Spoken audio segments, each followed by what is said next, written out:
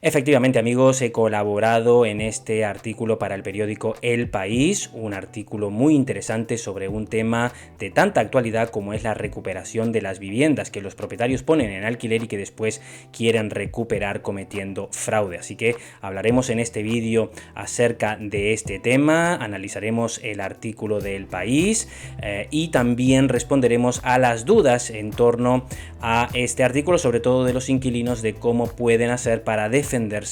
ante esta situación. Por si todavía no me conoces, mi nombre es Tito, soy abogado de La Coruña y fundador de modelosycontratos.com, y sin más preámbulos, vamos ya con mi análisis. Hola a todos, muy buenas y bienvenidos una vez más a mi canal, en el que hoy vamos a analizar el artículo de El País, que ya lo tienes disponible aquí en la descripción para que puedas acceder después de ver este vídeo y leerlo completamente. Este artículo de El País trata sobre la recuperación de las viviendas de alquiler por parte de sus propietarios y se titula Caseros tramposos, así son sus argucias para librarse del inquilino y subir el precio del alquiler. Algunos propietarios recurren a la falsa necesidad para rescatar sus viviendas antes de tiempo con el fin de venderlas o alquilarlas a un precio más alto. Lo primero que quiero aclarar sobre este artículo es que no todos los caseros, no todos los propietarios son tramposos. Es decir, estamos hablando de una situación muy concreta que se produce para recuperar la vivienda antes de tiempo de forma fraudulenta, pero como digo, son situaciones concretas, no es algo generalizado y bueno, pues lo quiero aclarar porque también he visto varios comentarios en este artículo del País que hacen referencia precisamente a que todos los propietarios cometen este fraude, y esto no es cierto.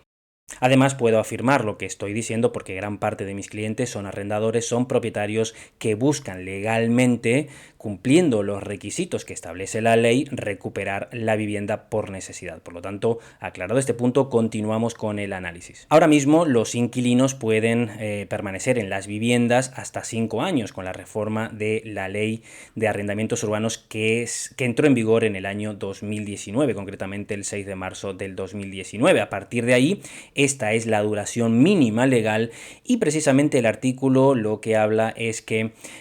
se puede recuperar la vivienda por parte de los caseros cuando tiene una necesidad concreta de vivienda, es decir, cuando necesita ese piso que está alquilado, esa vivienda que tiene alquilada, para ir a vivir en ella, para recuperarla y vivir en la vivienda, o para destinarla a un pariente muy cercano de primer grado de consanguinidad. Esto es un hijo o un padre exclusivamente, no se puede destinar a ningún otro familiar.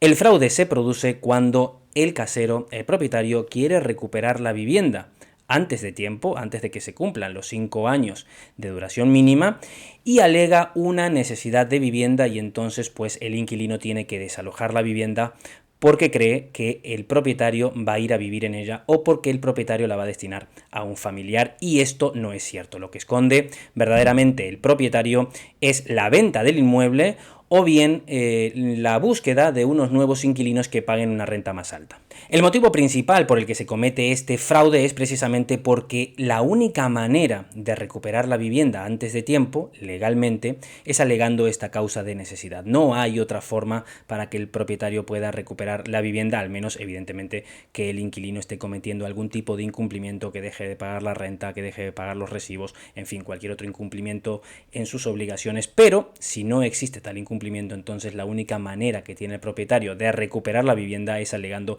esta causa de necesidad, y en muchos casos, como venimos hablando en este artículo, se produce fraude.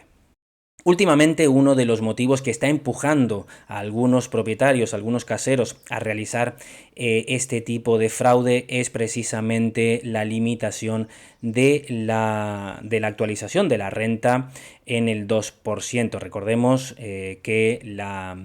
a través de un Real Decreto el gobierno limitó la subida del alquiler, lo que sería el IPC del alquiler, en el 2%, y por lo tanto los propietarios no pueden actualizar las rentas por encima de este 2%, con lo cual en muchos casos lo que hacen los propietarios es directamente de solicitar la vivienda por necesidad para después volverla a poner en el mercado del alquiler y de esta manera formalizar un nuevo contrato con una renta con un precio más alto. Evidentemente, como comento en este artículo, en la actualidad existen muchos casos de fraude, hay que estar atentos a esto, sobre todo si se es inquilino y cuando se le pida el desalojo por necesidad, debes tener en cuenta que el propietario tiene que cumplir una serie de requisitos. Para eso te voy a enlazar directamente con el vídeo donde explicaba los requisitos, cuáles son para poder recuperar la vivienda, y de esta manera, si comprobamos que el propietario pues cumple con todos ellos, entonces no habrá ningún problema. Pero si consideramos que en el fondo existe otro motivo, como puede ser la venta del inmueble, pues entonces ahí habrá que tomar medidas y responder, como comento también en el artículo, responder al propietario con un escrito en el cual se indique la voluntad por parte del inquilino de continuar en la vivienda hasta completar la duración mínima legal.